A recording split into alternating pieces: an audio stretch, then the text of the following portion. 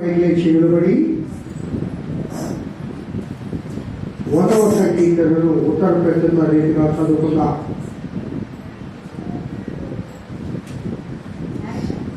అంటే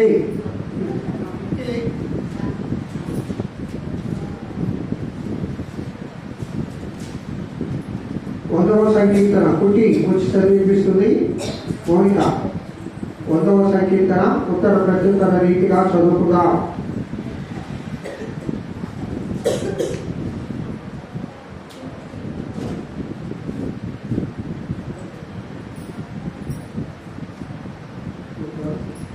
స్తోత్రం.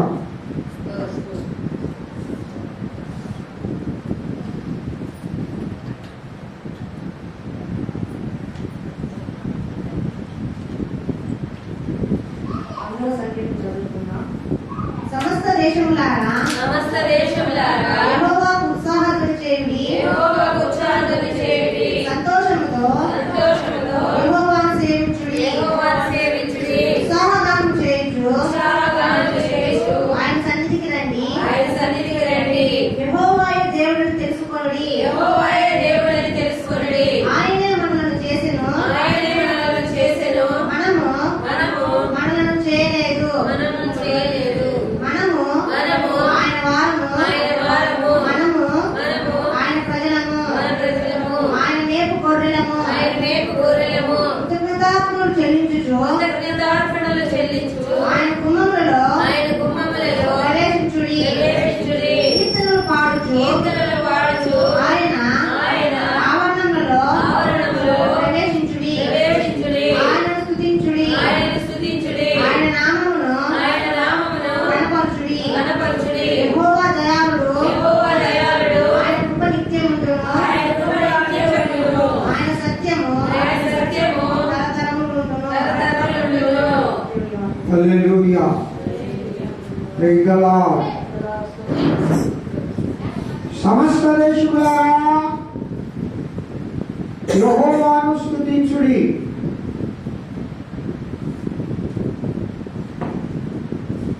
సమస్త దేశములారా యెహోవాకు ఉత్సాహగానము చేయుడి, ఉత్సాహధ్వని చేయుడి. సంతోషంతో యెహోవాను సేవించాలి. హల్లెలూయా. సంతోషంతో యెహోవాను సేవించాలి. ఆనందంతో ప్రభువును ఆరాధించాలి. ఏ విధంగా ఈ సన్నిధికి రావాలి? కృతజ్ఞత అర్పణము అర్పించుచు ఆయన గుమ్మములలో ప్రవేశించుడి. కీర్తనను పాడుచు ఆయన ఆవరణములలో ప్రవేశించుడి అని అంటున్నాడు. ఆయనను స్తుతించుడి, ఆయనను గణపరచుడి. యెహోవా దయాళుడు, ఆయన కృప నిత్యము ఉండును. తరతరములకు ఆయన సత్యము నిలబడును. పిల్లరా, ఈ స్తుతి అర్పణ కీర్తన అంటారు దీన్ని. దేవుని మనము స్తుతించి దేవుని మనము ఆరాధిస్తూ ఉన్నాం. దేవుని ఎందుకు స్తుతిస్తూ ఉన్నాము? దేవునికి స్తుతి అర్పించాలి దినం. దేనికి? ఎందుకనగా ఆయన మనలను పుట్టించను, మనము ఆయన ప్రజలము, మనము ఆయన మేపు గొర్రెలము. కాబట్టి మనము సమస్తమైన ఉత్సాహము, సంతోషము, ఆనందము దేవుని సన్నిధిలో మనము నిరంతరం ఆరాధిస్తూ, ఆనందిస్తూ, సంతోషిస్తూ ఆ దేవదేవుని గణపరచాలి, ఆ దేవదేవుని మహిమపరచాలి. హల్లెలూయా, హల్లెలూయా, హల్లెలూయా. అందరూ దేవుని సన్నిధిలో మీ యొక్క స్వరములైతే దేవుని ఆరాధించండి, మీ స్వరములైతే దేవుని స్తుతించండి. మనము ఆయన ప్రజలము, మనము ఆయన వారము, మనం ఆయన మేపుకోలేము. ఆయన సన్నిధిలో ఎదుర్కొన్నామంటే ప్రియులారా, ఆ దేవదేవుడు మనకిచ్చిన ఈ గొప్ప ఆశీర్వాదాన్ని, ఇలాంటి ఆశీర్వాదకరమైన దినములో మనం చేరి ఉన్నాం. ఈ ఆశీర్వాదకరమైన దినాన్ని ప్రభు మనకు అనుగ్రహించాడు. ఆయన సన్నిధిలో నువ్వు నిలబడుట మనకెంతో ఆశీర్వాదకరం. హల్లెలూయా. దేవా స్తోత్రం, దేవా స్తోత్రం, దేవా స్తోత్రం, దేవా స్తోత్రం, మహోన్నతుడా స్తోత్రం, మహిమాన్వితుడా స్తోత్రం, పరిశుద్ధుడా స్తోత్రం. అందరూ అందరూ అందరూ దేవునికి స్తోత్రం చేయండి. హల్లెలూయా, హల్లెలూయా, హల్లెలూయా, హల్లెలూయా. స్తోత్రములు తండ్రి, స్తోత్రములు ప్రభువా, మహోన్నతుడా స్తోత్రములు నాయన. అయ్యా కీర్తనలు పాడుచు నీ ఆవరణలో మేము ప్రవేశించాలి నాయన. మిమ్మల్ని మేము స్తుతిస్తున్నాము నాయన, మీ నామమును మేము కనపరుస్తున్నాము నాయన. అయ్యా మీరు దయాళులు ప్రభువా. అయ్యా నీ కృప నిత్యములను, నీ కృప నిత్యములను, నీ కృప నిత్యములను, నీ సత్యము తరతరములను ప్రభువా. హల్లెలూయా, హల్లెలూయా, హల్లెలూయా, హల్లెలూయా. స్తోత్రం, స్తోత్రం, స్తోత్రం, స్తోత్రం. అందరూ అందరూ కలిసి పాడదమ్మా. దేవుని ఘనత ఆరాధన చేద్దాం, దేవుని ఘనత ఆరాధన చేద్దాం. హల్లెలూయా.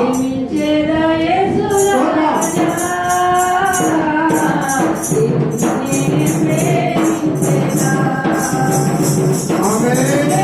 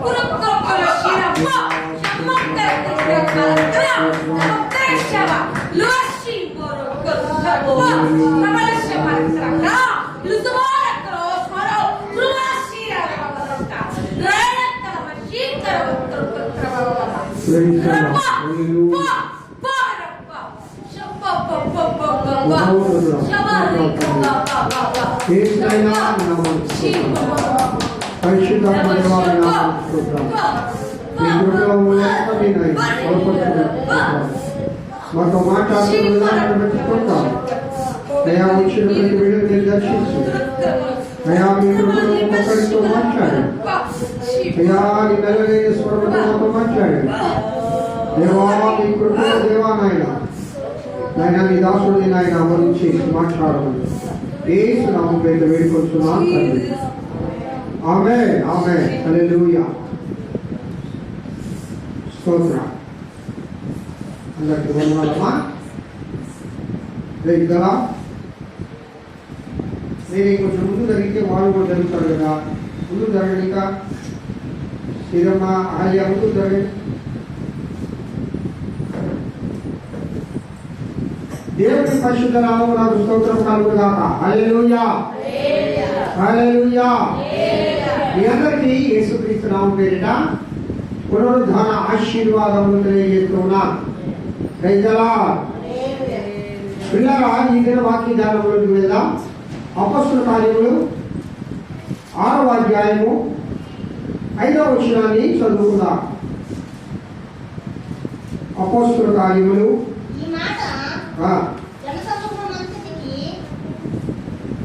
అపొస్తలుల కార్యములు 6వ అధ్యాయం.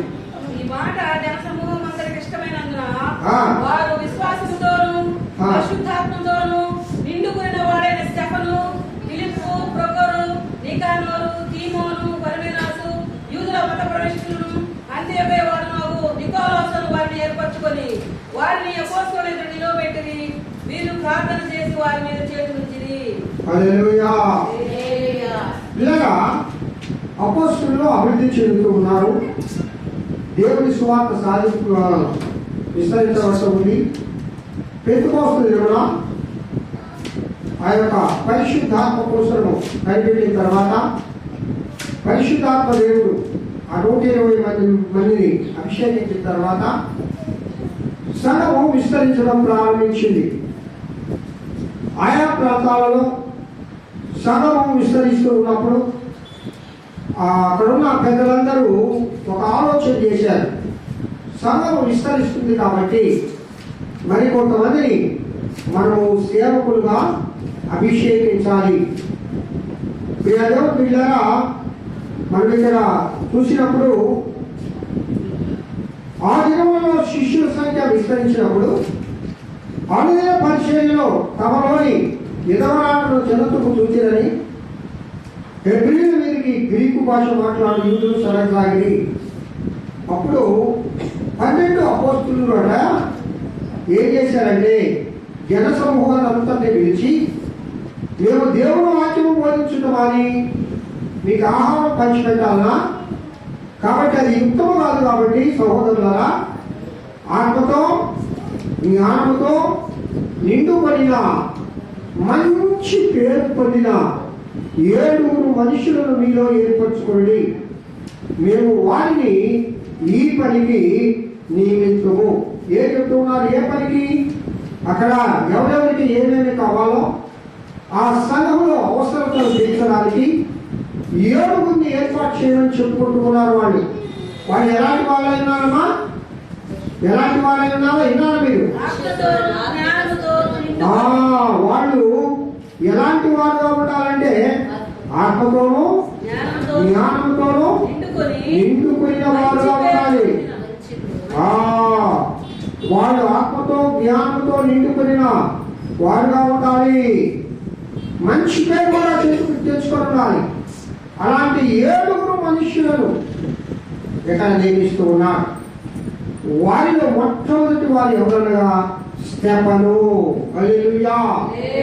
ఈ దినము స్టెఫను జీవిత చరిత్రలోని 7 ప్రాముఖ్యమైన అంశాలలో మనము స్టెఫను జీవితాన్ని బట్టి 7 ఆత్మీయ అనుభవాలను స్టెఫను జీవితాన్ని బట్టి మనం నేర్చుకున్నాం. ప్రియులారా, స్టెఫను అనే వాళ్ళు దేవుని గ్రంథంలో ఎంతమంది ఉన్నారు అంటే, నాకు తెలిసి ఈయన ఒకరు, మరి ఒకరు ఎవరనగా పౌలు ద్వారా రక్షించబడిన స్టెఫను కుటుంబం అవుతుంది. కానీ ఈ స్టెఫను చనిపోయేటప్పుడు ఈ స్టెఫను బట్టల కాపలా ఉండింది ఎవరు? సౌలు. అంటే పౌలుగా మారిన సౌలు. ఈ స్టెఫను చనిపోతాడు. మరలా అదే పౌలుగా మారి ఒక స్టెఫను అనే ఒక కుటుంబానికి బాప్తిస్మం ఇస్తాడు. కాబట్టి పౌలు గారు ఎక్కువ మందికి బాప్తిస్మం ఇవ్వలే, చాలా తక్కువ మందికి ఇచ్చారు. వారిలో ఈ స్టెఫను కుటుంబం ఒకటి. చదవని కానీ 1 కొరింథీయులకు రాసిన పత్రిక 1వ అధ్యాయము 16వ వచనం. 1 కొరింథీయులకు రాసిన పత్రిక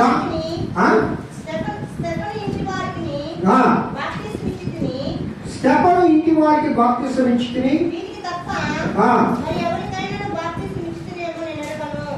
నేను ఎరుగను అంటే నాకు జ్ఞాపకం లేదు. నేను స్టెఫను ఇంటి వారికి మాత్రమే బాప్తిస్మం ఇచ్చాను అని చెప్తున్నాడు. అదే ఈ స్టెఫను ఎలాంటిదంటే, ఈయన 2వ స్టెఫను, అక్షాక్ష స్టెఫను గురించి కాదు, ఆయన గురించి మనం తెలుసుకుందాం. 1 కొరింథీయులు 16:15లో ఏం రాస్తాడంటే, వారట సంఘంలో ఆతిథ్యం ఇచ్చుటలో ఆసక్తి ఉన్న కుటుంబం అంటది. హల్లెలూయా. 16:15 చదువునైనా.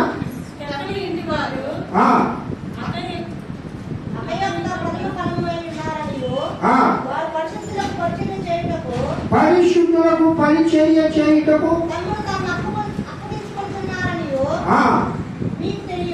అదే ఈ స్టెఫను కుటుంబం అంట పరిశుద్ధులకు పరిచర్య చేయడానికి తమ్ముడు తాము అప్పగించుకున్నారు. అనగా పరిచర్య ధర్మం జరిగించడానికి. ఈ స్టెఫను 2వ వాడు. మొదటి స్టెఫను అపోస్తుల చేత ఏర్పరచబడిన 7గురిలో మొదటి ఆయన.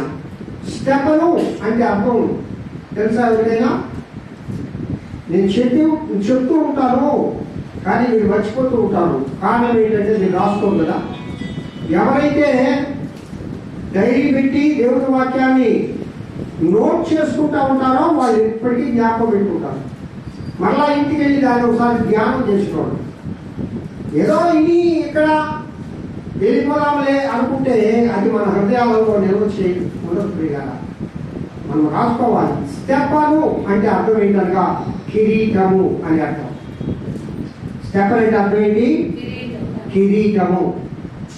ఈ స్టెఫను కూడా 7 గుణ లక్షణాలను ఈ దినం మనం ధ్యానం చేసుకోవాలి ప్రియులారా. 7 గుణ లక్షణాలు. మొట్టమొదటి చెప్పాడు కదా 6వ అధ్యాయం 5వ వచనంలో, ఆయన ఎలాంటి వాడు? విశ్వాసంతో పరిశుద్ధాత్మతో నిండిన వాడు. హల్లెలూయా. మొట్టమొదటి గుణలక్షణం ఏంటి ఆయనకి? విశ్వాసము. స్టెఫను విశ్వాసము కలిగిన వాడు దేవుని యందు. ఆ అనాది కాలంలో, ఆది అపోస్తుల కాలంలో స్టెఫను లాంటి వీరుడు, విశ్వాస వీరుడు అప్పట్లో ఎవరు లేరండి. నిజంగా 12 మంది అపోస్తుల తర్వాత స్టెఫను విశ్వాసంలో చాలా దిట్ట. ఆయన దేవుని పరిశుద్ధాత్మతో నింపబడిన వాడు. హల్లెలూయా, హల్లెలూయా. అసలు ఆయన పేరులోనే ఉందండి. ఆయన విశ్వాసం కిరీటం వంటిది. ఆయన విశ్వాసం ఎలాంటిది? కిరీటం అంటే అర్థం ఏంటి? కిరీటం అంటే అత్యున్నతమైనది, కీర్తింపదగినది. ఎవరు కీర్తిస్తాడు? దేవుడు కీర్తింపదగిన వారికి, విశ్వాస వీరులకు, దేవుని యందు భయభక్తులు కలిగిన వారికి, మంచి పోరాటం పోరాడిన వారికి నీతి కిరీటము ఉంచబడి ఉన్నది. కాబట్టి ఈ స్టెఫను గారు మంచి పోరాటంలో విశ్వాసంతో నిండినవాడు. హల్లెలూయా. రెండవది పరిశుద్ధాత్మతో నిండినవాడు. మొదటి గుణలక్షణం అది. ఎందుకు స్టెఫను గారిని విశ్వాసంతో నిండినవారు అంటామంటే, మీరు స్టెఫను గారు ఆ యొక్క మహాసభ ఎదుట నిలబడి ఆయన ప్రసంగం చేస్తారండి. ఒక దీర్ఘ ప్రసంగం, 7వ అధ్యాయం అంతా ఆయన మొట్టమొదటిగా అపోస్తుల కార్యం 7:2 అబ్రహామును గురించి జ్ఞాపకం చేస్తాడు. నేను అదంతా చదివిస్తే టైం అయిపోతుంది కాబట్టి నేను మీకు చెప్తాను, మీరు నోట్ చేసుకోండి, తర్వాత ఇంటి దగ్గర చదవండి. అపోస్తుల కార్యం 7:2 అబ్రహాము గురించి మాట్లాడతాడు. అబ్రహాము విశ్వాసం గురించి మాట్లాడతాడు. అపోస్తుల కార్యం 7:8 ఇస్సాకు యాకోబు గురించి మాట్లాడతాడు. అపోస్తుల కార్యం 7:9 యోసేపు గురించి మాట్లాడతాడు. మనం చెప్తూ ఉంటాం కదా, యోసేపు ఐగుప్తు దేశానికి వెళ్ళిన తర్వాత యాకోబు వారి సంతతి వారు ఎంతమంది ఐగుప్తుకు వస్తారు? 70 మంది. చదవమ్మా ఒకసారి 7:14 చదువు. యేసేపు తన తండ్రి అయిన యాకోబును తన స్వజనులందరినీ పిలువనప్పెను. వారు 70 మందములు. ఎంతమంది? 70 పెట్టుకోండి. నేను కూడా ఒకసారి తప్పు పెట్టాను. 70 మంది కాదు, 75 మంది. అంటే యాకోబు సంతానం. యాకోబు యొక్క 12 మంది కుమారులు. అలాగే ఒకరి ఇక్కడ ఉన్నారు అనుకోండి, యేసేపు గారు. అలాగే 12 ఆయన కోడళ్ళు, వాళ్ళ మనవాళ్ళు, మనవరాళ్ళు, యాకోబు బంధువులు, వీరందరూ కలిసి ఎంతమంది ఇచ్చారు? 75 మంది. 75 మంది ఎన్ని లక్షల మందిగా మార్చబడ్డారు? నియర్లీ 13-14 లక్షల మందిగా మార్చబడ్డారు. ఎన్ని సంవత్సరాల కాలంలో? 430 సంవత్సరాల కాలంలో. హల్లెలూయా. సంఖ్య బాగా గుర్తుపెట్టుకోవాలి. 430 సంవత్సరాలు ఐగుప్తు దేశంలో బానిసగా ఉన్నారు వాళ్ళు. 75 మంది ఏంటి ఇంతమందిగా ప్రబలిపోవడం ఏంటి? అసలు ఐగుప్తు రాజుకి ఎందుకు అవసరం పుట్టింది? ఈ ఏంట్రా పిల్లలు కలడం, ఈ ఏంటి డెవలప్ రావడం? వాళ్ళు ఎవరు? వాళ్ళు బానిసలు. బానిసలు అంటే వాళ్ళకి తగిన ఆహారం ఉండదు, తగిన నివాసం ఉండదు, ఎప్పుడు కష్టపడాలా. కానీ వాళ్ళు హెబ్రీ స్త్రీలు బహు చురుకైన వారు అని రాయబడింది. పిల్లరా, హెబ్రీ స్త్రీలట ఎలాంటి వారమ్మా? బహు చురుకైన వారు. వారు ఆ విధంగా సంతానం అభివృద్ధి చెందుతుంది. ఇంకా కొంతకాలం అయితే ఏమవుతుంది? మన యొక్క ఐగుప్తీయుల నుంచి మొత్తం ఇజ్రాయేలీలు అని చెప్పి అసూయ ఉంటుంది ఇజ్రాయేలీల యొక్క అభివృద్ధి పట్ల. కానీ ఇజ్రాయేలీలను దేవుడు ఏర్పాటు చేసుకున్నాడు. యాకోబుతో, అబ్రహాముతో, ఇస్సాకుతో దేవుడు వాగ్దానం చేశాడు, నీ సంతానాన్ని నేను ఆశీర్వదిస్తాను అని. ఆ విధంగా అభివృద్ధి జరుగుతూ ఉండగా పిల్లరా, ఆయన మీరు చదవండి. నిజంగా ఎంత జ్ఞానవంతుడంటే స్టెఫను ప్రతి విషయాన్ని వాళ్ళకు బోధిస్తూ ఉంటాడు. ప్రతి విషయాన్ని వాళ్ళకు బోధిస్తూ ఉంటాడు. అలాగే 75 మంది వస్తారు 7:14. తర్వాత మోషే గారి గురించి చెప్తారండి 7:20. తర్వాత యెహోషువ గురించి చెప్తారండి. తర్వాత సొలొమోను మహారాజు గారి ఆ యొక్క దేవాలయం కట్టడం గురించి జ్ఞాపకం చేస్తాడు. ప్రియులరా, ఈ విధముగా ఆయన 7వ అధ్యాయం అంతా కూడా 7వ అధ్యాయంలో దాదాపు 60 వచనాలు పైన ఉన్నాయి కదా. 60 వచనాలు ఉన్నాయి. ఈ 60 వచనాలలో పెద్ద ప్రసంగాన్ని చేస్తాడు ఆయన. అక్కడ ఉండే శాస్త్రోపదేశకులకు తెలుసా, అక్కడ ఉండే న్యాయమూర్తులకు తెలుసా, అక్కడ ఉండే పరిచయాలకు తెలుసా, అక్కడ ఉండే బోధకులకు తెలుసా, వారందరికీ తెలియని సత్యాన్ని స్టెఫను నేర్పిస్తూ ఉంటాడు. ప్రియులారా, హల్లెలూయా. మొట్టమొదటిది ఆయన విశ్వాసంతోనూ ఆత్మతోనూ నింపబడినవాడు, మొదటి లక్షణం గుర్తుపెట్టుకోండి. రెండవది అపోస్తల కార్యంలో 3వ అధ్యాయము 6వ అధ్యాయము 3 నుండి 10 వరకు చదివితే ఆయన జ్ఞానంతో నిండిన వాడట.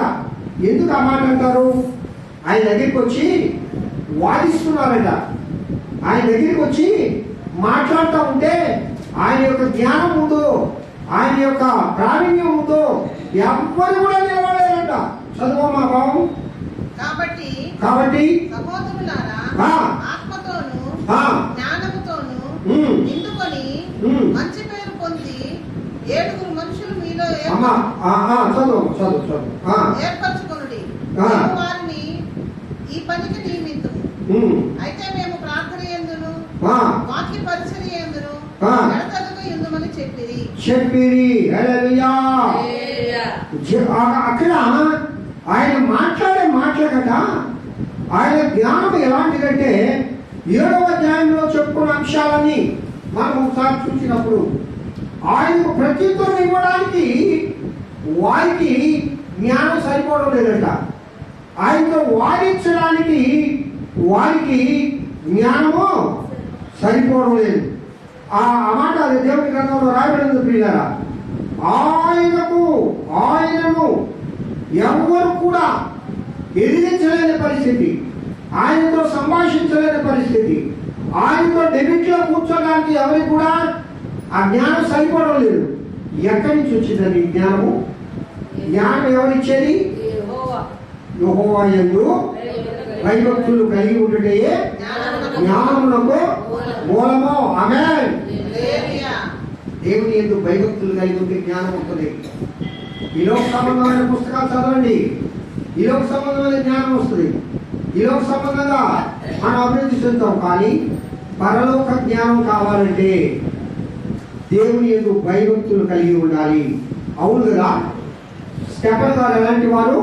విశ్వాసం కలిగిన వీరుడు, విశ్వాస వీరుడు. ప్రియులారా, 3వ లక్షణం ఏంటనగా ఆయన బలముతో నిండిన వాడు. హల్లెలూయా. ఏ బలమమ్మా? ఆయన ఏమన్నా యుద్ధశూరుడా? ఆయన కృపతో నిండిన వాడు. 6వ అధ్యాయం 8వ వచనం చదువుతుంది. స్టెఫెను కృపతోను, రెండవది బలముతోను ప్రజల మధ్య మహత్కార్యములను గొప్ప సూచక క్రియలను చేయుచుండెను. ఆమేన్. స్టెఫెనులో ఉండే మంచి సుఖం చూడండి. 7 ఒకరు మొట్టమొదటి ఎన్నుకున్నారు ఆ అపోస్తలులు 12 మంది శిష్యులు. ఆయన మొట్టమొదటిగా కృపతో నింపబడిన వాడు. దేవుని కృప పొందిన వారు ఏ విధంగా ఉంటారంటే స్టెఫెను లాగా ఉంటారు. దేవుని కృప పొందాడు ఎవరు? నేను మేరమ్మ చెప్పింది. దేవుని కృప పొందిన ఆయన ఎవరు? నోహు దేవుని కృప పొందాడు కాబట్టి నోహును దేవుడు అనుకున్నాడు. ఆ కాలంలో దేవుని కృప పొందిన వారు ఎవరు లేరు, నోహు కుటుంబం తప్ప. నోహు కుటుంబము దేవుని కృప పొందినాడు కాబట్టి, దేవుని యొక్క జ్ఞానం పొందినాడు కాబట్టి, దేవుని యొక్క అనుగ్రహం పొందాడు కాబట్టి నీతిమంతుడుగా జీవించగలిగాడు. ప్రియులారా, ఒకటి జ్ఞాపకం పెట్టుకోండి, మనం దేవుని కృప లేకుండా మనం నీతిమంతులుగా జీవించలేము. మనం దేవుని యొక్క భయభక్తులు కలిగి ఉండలేము. మొట్టమొదటిగా ఉచితంగా ఆయన అనుగ్రహించే ఆ కృపను మనము పొందాలి. కృప ఎప్పుడు వస్తుంది? ఏం చేస్తే కృప వస్తుంది? ఏం చేస్తే దేవుడు నేను ఆయన కృపలో కృపంబడి కృపను పొందమంటాడు అపోస్తులుడైన పౌలు. ఆయన కృప హలో వాక్యం ఆయన కృప ఎంత ఉంటుందంట? ఆకాశం అంతా, ఆ ఆకాశం అంతా ఎత్తుగా ఉంటుంది. అనుదినము కృపంతమంటాడు. ఈ కృప అంటే అర్థం చెప్పండి. What is the meaning of grace? దయ అనేది ఒక పర్యాయ పదం. ఇది కృపకు ఇంకొక పర్యాయ పదం దయ. అసలు కృప అంటే ఉచితముగా అనుగ్రహించేది. హల్లెలూయా. దేవుడు నువ్వు చేసే ప్రార్థన బట్టి కాదు, నువ్వు దేవుని ఎందుకు భయభక్తులు కలిగి ఉండడం బట్టి కాదు, నువ్వు చేసే దాన ధర్మాలను బట్టి కాదు, నువ్వు భక్తిగా జీవించడం బట్టి కాదు, ఆయన ఉచితముగా ఇచ్చేది దేవుని కృప. హల్లెలూయా. నోవహు దేవుని కృపను పొందాడు. ప్రియులారా, దేవుని కృపను పొందాడు కాబట్టి ఏమండి ఆ యొక్క జలచరములు భూచరములు అన్ని కూడా నోవహు మాటనే లేదా? విన్నాయా? ఎట్లా అవుతాయి? దేవుడి కృప పొందున్నాడు ఆయన, దేవుడి చేత ఆశీర్వదించబడి ఉన్నాడు ఆయన. కాబట్టి సమస్తము ఒక్క మాట చెప్తే ఇద్దరిద్దరుగా వెళ్ళండి, మగ ఆడగా వెళ్ళాలి అంటే 3 అరలు కట్టాడు. ఆ దినాలలోనే మీకు సంగతి తెలుసా? అలాంటి ఓడను, ఆ ఓడ ఇప్పుడు ఎక్కడ ఉంది? ఏ పర్వతం పైన ఉంది?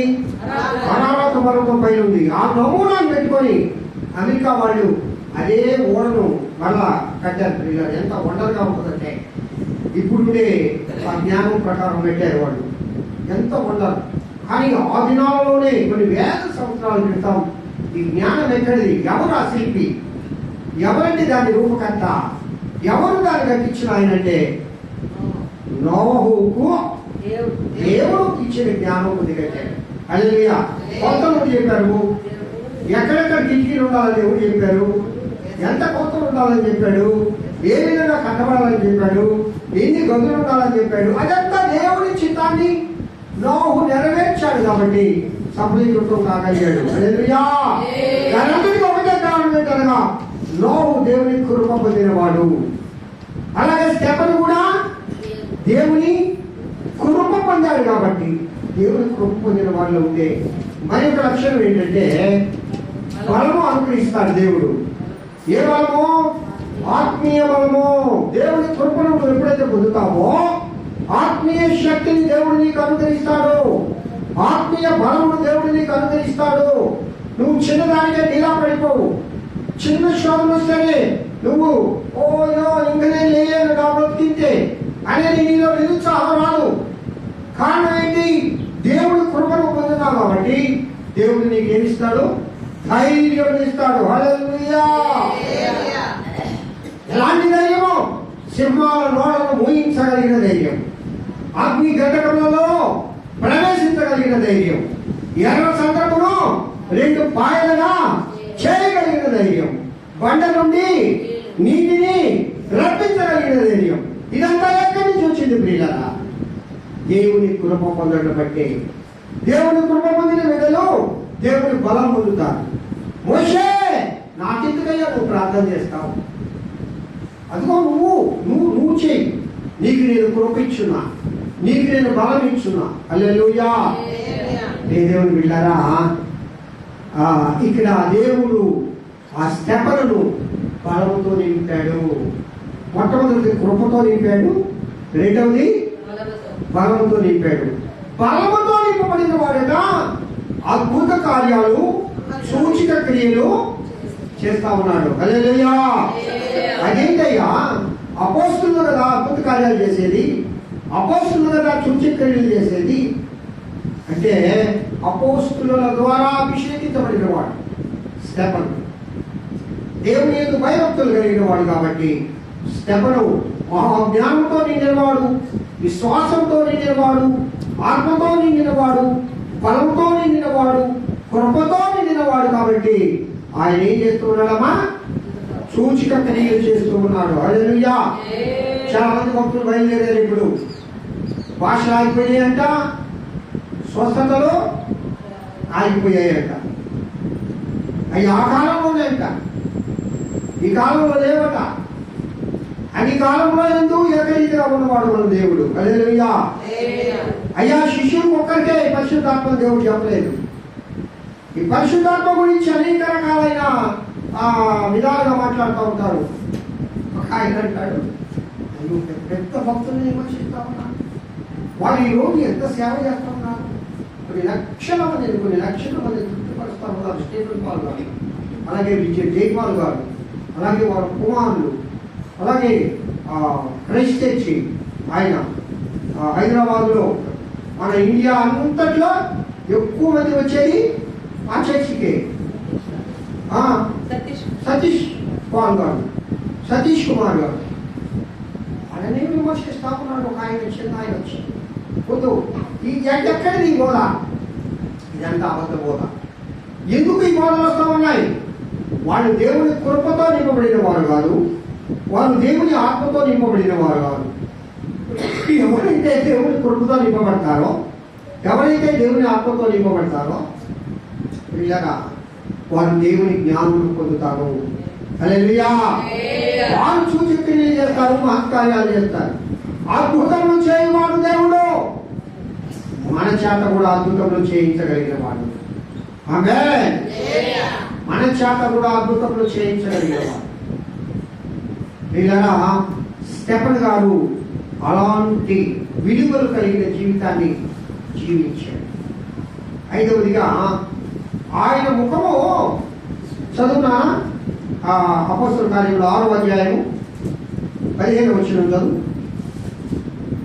సభలో కూర్చున్న వారందరూ అతని వైపు తేరి చూడగా అతని ముఖము దేవదూత ముఖము వలె వారికి కనబడింది. సభలో కూర్చున్న వారందరూ అతని వైపు తేరి చూడగా అతని ముఖము దేవదూత ముఖము వలె, అతని ముఖమట దేవదూత ముఖంగా కనిపించిందట. కారణం ఏంటండి? ఎందుకు ఆ సభలో ఆయన మాట్లాడుతూ ఉన్నాడు. ఆ పై వచనాల్లో రాయబడింది చూడండి.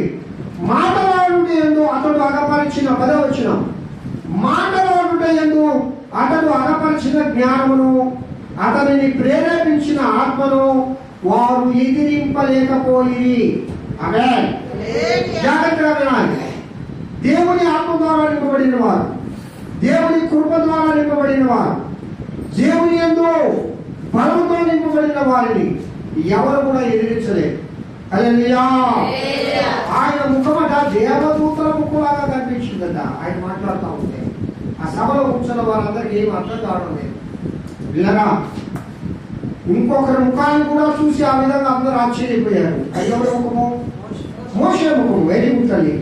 మోషే 40 దినాలు దేవునితో సహవాసం చేశాడు. ఎన్ని రోజులు ఉపవాసం ఉండేదమ్మా? 40 రాత్రులు 40 పగళ్ళు. మనిషి ఆహారం లేకుండా ఎన్ని రోజులు జీవించగలడు? ఎన్ని రోజులు జీవించగలడు?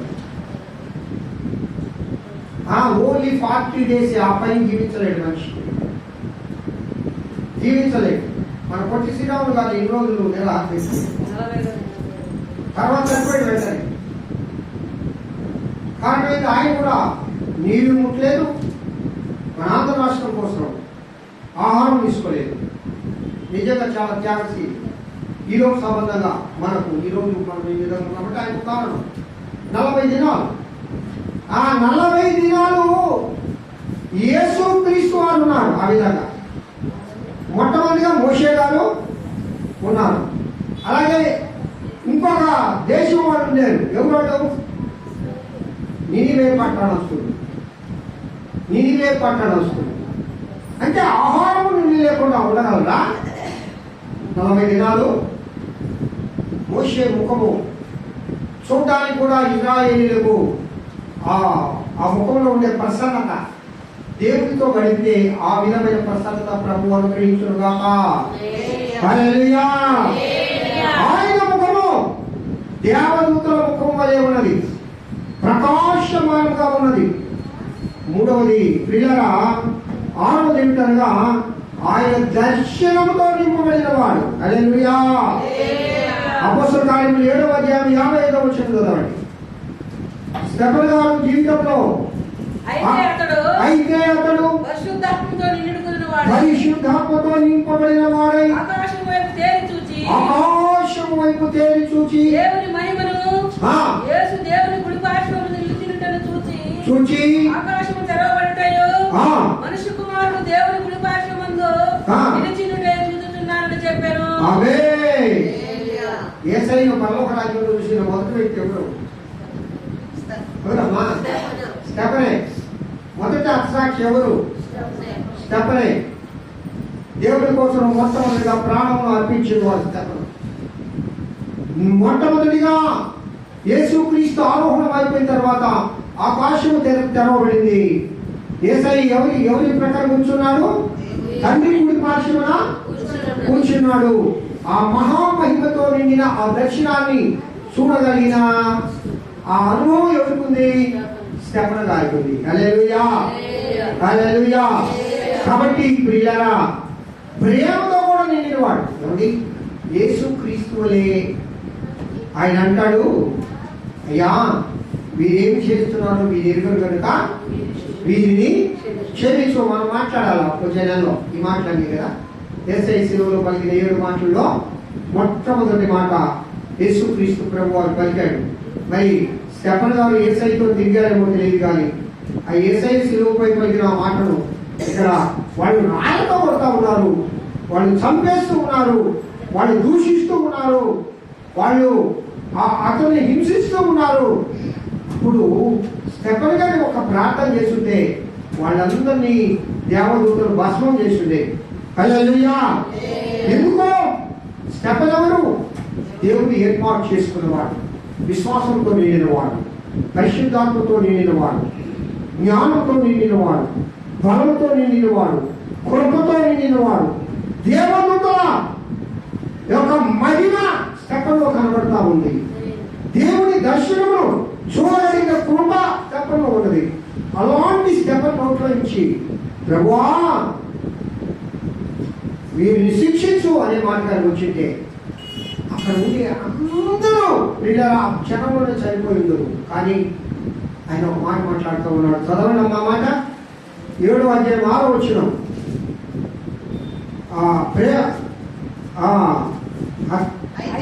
చివరి వచ్చిన దూరమ్మా 56 చివరి వచ్చిన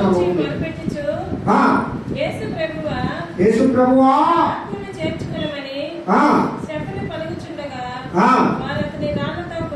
కొట్టిరి.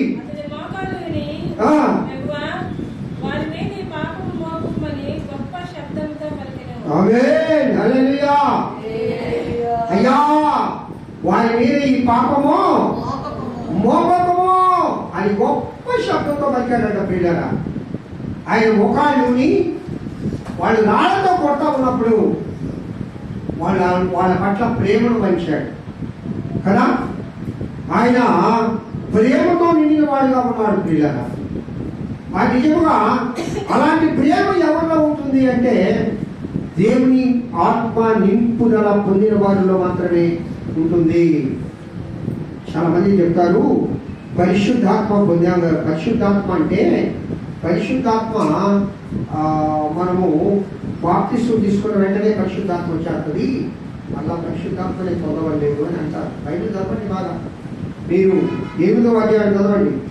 యేసు క్రీస్తు శిష్యులు అపోస్తలుల కార్యాలు 8వ అధ్యాయం 9వ అధ్యాయంలో ఈ విషయం రాయబడిన పిల్లల యేసుక్రీస్తు శిష్యులు అదిగో అక్కడ వారు రక్షించబడినారని తెలిసినప్పుడు వారి దగ్గరికి వెళ్ళి అడుగుతారు, అయ్యా మీరు బాప్తిస్మం పొందారా అంటే పొందామయ్యా, కాబట్టి మీరు పరిశుద్ధాత్మ పొందలేదు కదా అని పరిశుద్ధాత్మ పొందినట్లుగా వారిపై చేతుల నుంచి ప్రార్థించినప్పుడు వారు పరిశుద్ధాత్మను పొందిరి. ఎందుకు స్టెఫను ఈ విధంగా ఇన్ని గుణగణాలు కలిగి మొట్టమొదటి సాక్షిగా మార్చబడ్డాడు? హల్లెలూయా. ఈ 7 గుణగణాలు స్టెఫనులో ఎందుకున్నాయంటే మొట్టమొదటిది విశ్వాసం అవసరం. ప్రియులారా, విశ్వాసం ఏం చేస్తుంది? ఎవరైతే యేసు రక్షకుడని ఆయన పాపాన్ని ప్రాయశ్చిత్తం చేయగలడని ఆయన రక్తం ద్వారా మనం పరిశుద్ధులుగా మార్చబడతామని ఎవరైతే విశ్వసిస్తారో వాళ్ళు రక్షించబడతారు. హల్లెలూయా. ఒక విశ్వాసకి మొదటి పెట్టు విశ్వాసము. ఈ విశ్వాసం ఎప్పుడు దాకా ఉండాలా? కళ్యాణమ్మా, ఈ విశ్వాసం ఎప్పుడు దాకా ఉండాలా? మన మన మరణము వరకు లేక ఆయన రాకడ వరకు. కొన్ని రోజులు విశ్వాసంగా ఉంటే చాలు. మనం దేవుని మీద విశ్వాసం ఉంచినప్పుడు ఆ విశ్వాసము మన మరణము వరకు లేక ఆయన రాకడ వరకు మనం విశ్వాసంలో ఉండాలి. ఈ స్టెఫన్ గారు కిరీటం చూడండి ఎంత గొప్ప. ఆ స్టెఫన్ అనే మాటకు కిరీటం, ఈయనే ఆ విశ్వాసులకే ఒక కిరీటం లాంటి వాడండి. హల్లెలూయా. నిజంగా ఆ అపోస్తలులు 12 మంది ఏమనుకుని ఉంటారు చూశారా? మన కోసం దేవుడు, మనము చదవడం దేవుడి కోసం అర్పించబడిన వారు.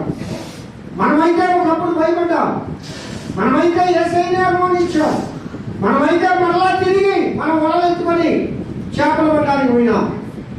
మీరు ఆ స్టెఫను తన ప్రాణాన్ని అర్పించాడు. హల్లెలూయా. అక్కడ ఉండే వారికి చదవండి, ఇంటికి వెళ్ళి 7వ అధ్యాయం 6వ అధ్యాయం అంతా కూడా ఎంత చక్కగా చరిత్ర అంతా చెప్తాడు. ప్రియులారా, ధర్మశాస్త్ర గ్రంథం అంతా చెప్తాడు. కాబట్టి దేవుడి బిడ్డలారా, స్టెఫను లాంటి విశ్వాసం మనం కలిగి ఉంటుంది కాక, అలాంటి కృప ప్రభు మనకు దయచేయదు కాక.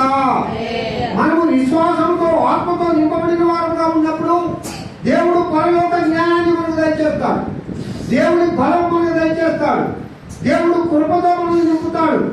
మనం ఆయన కృపతో నింపబడినప్పుడు మనం దేవదూతల వలె మార్చబడతాం. హల్లెలూయా.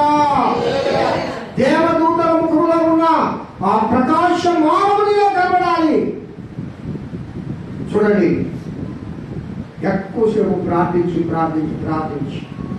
నువ్వు బయటకు వస్తే నీ ముఖాన్ని ఎవరైనా చూసిన వాళ్ళు ఆ ముఖము దేవుని యొక్క మహిమతో నింపబడి ఉంటుంది. హల్లెలూయా. ఆ అనుభవంలోకి మనం పెరగాలి ప్రియులారా. మనం దేవుని దర్శనాన్ని చూడాలి. దేవుడు యేసుక్రీస్తు మరణమైపోయిన తర్వాత, ఆకాశము కొనుక్కోబడిన తర్వాత, విడిచిపోయిన తర్వాత, ఆయన ఆరోహణం అయిపోయిన తర్వాత మొట్టమొదటిగా యేసయ్యను చూసే ఆ గొప్ప స్థితి ఎవరి కలిగింది? స్టెఫను కలిగింది. మొట్టమొదటి హత్సాక్షి అయ్యాడు. ఆయన ప్రేమను పోస్తున్నాడు. తండ్రి, యేసుక్రీస్తు శిలువలో పలికిన 2 మాటలు పలికాడు. ఏంటది? నా ఆత్మను నీ చేతికి అప్పగిస్తున్నాను తండ్రి, వీరేం చేస్తున్నారో వీరెరుగురు కనుక వీరిని.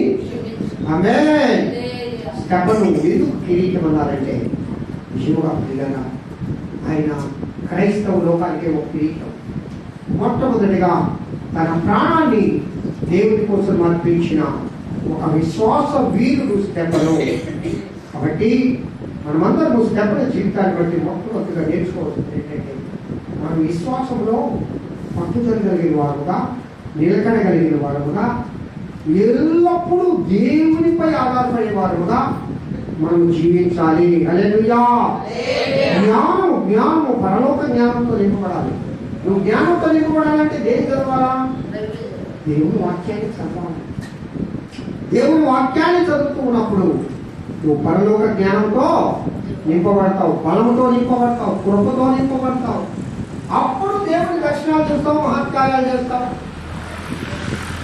నువ్వు ప్రాణమైనా అర్పిస్తావు కానీ పారిపోవు. హల్లెలూయా. ఉక్రెయిన్ దేశంలో ఈ దినం అలాంటి యుద్ధం జరుగుతూ ఉంటే అక్కడ ఉండే క్రైస్తవులు ఏం చేస్తున్నారో తెలుసా?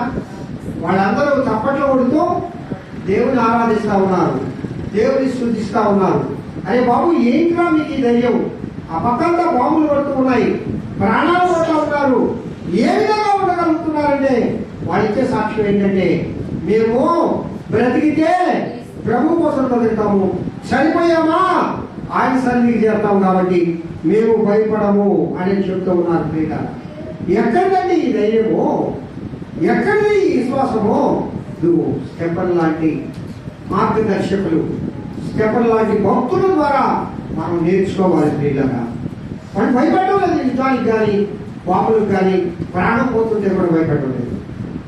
చిన్న శోభం జరిగింది, అది ప్రాణం పోయేది కాదు. మళ్ళా చిన్న శోధన కుటుంబంలో జరిగితే మనం ఉంచుకోలేని పరిస్థితుల్లో ఉన్నాం. మనకి ఏదైనా ఒక వేదన జరిగినప్పుడు మనం చివరకు ఏంటప్పా నాకే ఇలాంటివి జరుగుతూ ఉన్నాయి, ఏంటి నా బ్రతుకులోనే ఇలాంటివి నేను భక్తిగా వల్ల కదా, నేను దేవుడు ప్రార్థిస్తున్నాను కదా, ఎందుకు మా కుటుంబంలోనే ఇవన్నీ జరగాల అని చెప్పి దేవుని కూడా మర్చిపోయే స్థాయికి, దేవుని కూడా పక్కన పెట్టే స్థాయికి నీ మనసు ఆలోచిస్తుంది కదా కొన్ని సమయాల్లో. కానీ సమయం ఆలోచించాలి. ఉక్రెయిన్లో ఉన్నాయి, అక్కడ ఉన్నాయి క్రైస్తవులు ఏమో ఆలోచించాలి ప్రియుల. ఎంతమంది దేవుని కోసము తమ జీవితాలను బలిదార్పించుకున్నారు. ఏదైనా శోధన జరిగిందా, శోధించబడిన మీదట నీకు సువర్ణముగా మారెదవు అని దేవుడు చెప్తూ ఉన్నాడు. శోధన జరిగిందా, అది నీ మంచికే. నీ కుటుంబంలో శోధన వచ్చిందా, కష్టం వచ్చిందా, వేదన వచ్చిందా, అది నీ మంచికే. నువ్వు విశ్వాసంలో గట్టిపడడానికి, నీవు సువర్ణముగా మార్చబడడానికి, నువ్వు క్రీస్తు వలె నీ జీవితము విశ్వాసంలో గట్టిపడడానికి నీకు వచ్చే శోధనలు నువ్వేం చేయాలా? వీరికి పదిలాగా అనుకోకూడదు. ఎదుర్కొనే శక్తిని ఆ ప్రభు మనకు దయచేయుడు గాక. హల్లెలూయా. ఆ ఎదుర్కొనే శక్తి ఎప్పుడు ఉంటుంది? దేవుని బలంతో, దేవుని కృపతో, దేవుని యొక్క పరిశుద్ధాత్మతో మనము నింపబడిన వారముగా ఉండి విశ్వాసంలో నిలకడగలిగిన వారముగా ఉండాలి. అలాంటి కృప ఆ ప్రియుడైన యేసయ్య మనందరికీ దయచేయును గాక. ఆమేన్. ఇలాగా ఈ దినం ఒకసారి నేను ముగిస్తూ ఉన్నాను, ఆలోచించేద్దాం. స్టెఫెన్కు వచ్చే శోధన మనకు వస్తే నిలబడగలం. ప్రధాన యాజకులు అక్కడ ఉండే సమూహం అంతా రాళ్ళు తీసుకుని స్టెఫెన్ను కొట్టడానికి వస్తూ ఉన్నారు, చంపివేయాలనుకుంటున్నారు. చివరికి అతను ధరించిన వస్త్రములన్నీ తీసేసి కాపలాదారుడు అక్కడ సౌలు గారి పాదాల దగ్గర పెట్టి కాపలాగా స్టెఫెన్ని చంపేస్తున్నారు. ఆనందపోతా ఉన్నారు. అయినా కూడా స్టెఫెన్ తనలో ఉన్న విశ్వాసాన్ని వదులుకోలేదు. ప్రియులారా, స్టెఫెన్ దేవుని కోసం నిలబడ్డాడు, తన ప్రాణాన్ని ప్రభువుకు అర్పించాడు. హల్లెలూయా. అయ్యా వీరిని క్షమించుమన్నాడే కానీ వారిని దూషించలేదు. కాబట్టి నీకు అపకారం చేసిన వాళ్ళు ఎవరైనా ఉంటే మనం ఏం చేయాలా? క్షమించాలా? నీకు అపకారం చేసిన వాళ్ళు ఉంటే వాళ్ళను క్షమించాలి. అది క్రైస్తవ్యం, అది హెచ్చరిక ప్రేమ. నేను అంత మాట్లాడు నేను వాళ్ళ మొహం కూడా చూడు ఆయన అనుకుంటున్నాను. క్షమించు, ప్రభు రెండింతల ఆశీర్వాదం నీకు దయచేస్తాడు. హల్లెలూయా. హల్లెలూయా. స్టెఫెన్ లాంటి జీవితం మనకు కావాలి. మన విశ్వాసాన్ని గట్టిపరుచుకున్నాం. మన దేవుడిలో అనుదినము ఆయన దగ్గరగా ఉంటాం, అనుదినము దేవుడి సన్నిధిలో కలుగుతాం, అనుదినము దేవుడిని ప్రార్థన చేద్దాం, అనుదినము ప్రభు సన్నిధిలో మనం ఐక్యమైనప్పుడు ఆయన కృపతో నిన్ను నింపుతాడు, ఆయన ఆత్మతో నిన్ను నింపుతాడు, ఆయన బలంతో నిన్ను నింపుతాడు. హల్లెలూయా. అప్పుడు నీ జీవితము మహిమకరంగా మార్చబడుతుంది. అప్పుడు నీ జీవితము అందరికీ ఆశీర్వాదకరంగా మార్చబడుతుంది. అలాంటి కృప నా ప్రియుడైన యేసయ్య మనందరికీ దయచేయను కాక. స్టెఫెన్ లాంటి విశ్వాసాన్ని ఆ ప్రభు మనందరికీ దయచేయను కాక. ఆమేన్. దేవుడు ఈ వాక్యమును ఆశీర్వదించి దీవించును కాక. స్తోత్రం. ప్రార్థన చేయడమా? దేవుని వాక్యము ఇంతవరకు మనతో మాట్లాడింది కదా. ఆ ప్రభు వాక్యం మనతో మాట్లాడినప్పుడు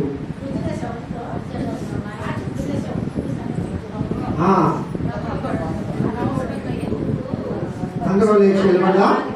మహోన్నతుల స్తోత్రాలు. ఇంతవరకు నాన్న మీ కృపలో మీ సన్నిధిలో మమ్మల్ని నడిపించారు, మీ శుభవర్తమానాన్ని నిర్మించారు. స్టెఫెన్ జీవితాన్ని బట్టి మేమేనో గొప్ప పాఠాలు నేర్చుకున్నాం.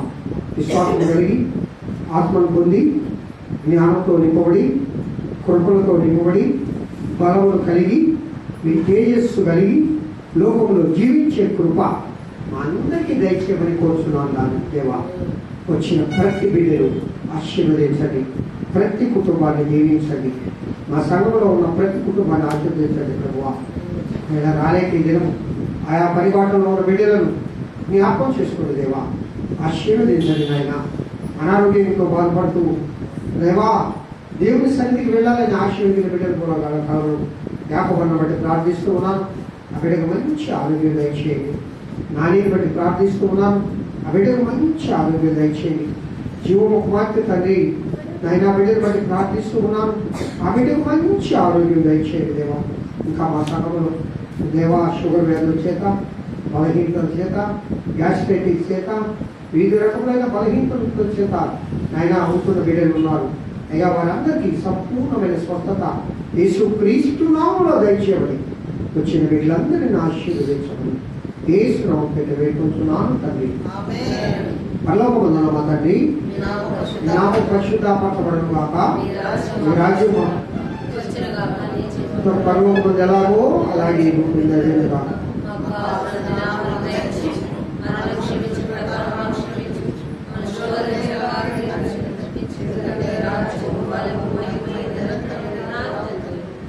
ఆమేన్. మన తండ్రి అయిన దేవుని నుండి, కుమారుడైన యేసుక్రీస్తు నుండి, పరిశుద్ధాత్మ అన్యోన్య నిత్య సహవాసం ఇంతవరకు దేవుని సన్నిధిలో ఉన్న మనందరికీ, సర్వలోక పరిశుద్ధులకు, సార్వత్రిక సంఘానికి, మన సంఘంలో అనారోగ్యంగా ఉంటూ దేవుని ఆలయానికి రాలేక, వివిధ పరివారంలో ఉంటూ దేవుని ఆలయానికి రాలేకుండా వీళ్ళందరికీ, మన గ్రామంలో ఉన్న ప్రతి కుటుంబానికి, ప్రతి బిడ్డకు ఇప్పుడు ఎల్లప్పుడూ సదాకాలంతో నడిపించునుగాక. ఆమేన్. ఆశీర్వాదం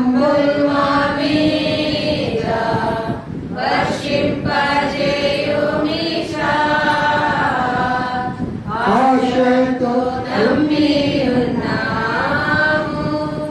ఈ సత్య వాగ్దానము ఈ మారి మీద బ్రహ్మరించుము దేవా. బ్రహ్మలో ప్రేమ వర్షము బ్రహ్మరించుము దేవా.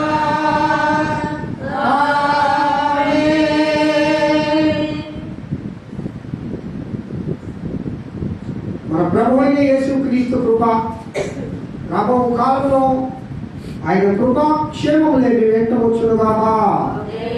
ఆయన దేవ దీవెనలతో నింపి మిమ్మల్ందరినీ కాచి కాపాడునుగాక. ఆయన సన్నిధి దూత మనతో ఉండి మన కుటుంబాలన్నిటినీ, మన గ్రామాన్ని, మన దేశాన్ని, మన రాష్ట్రాన్ని కాచి కాపాడునుగాక. God bless you. దేవుడు మిమ్మల్ని దీవించునుగాక. అందరికీ వందనాలమ్మా. Praise the lord.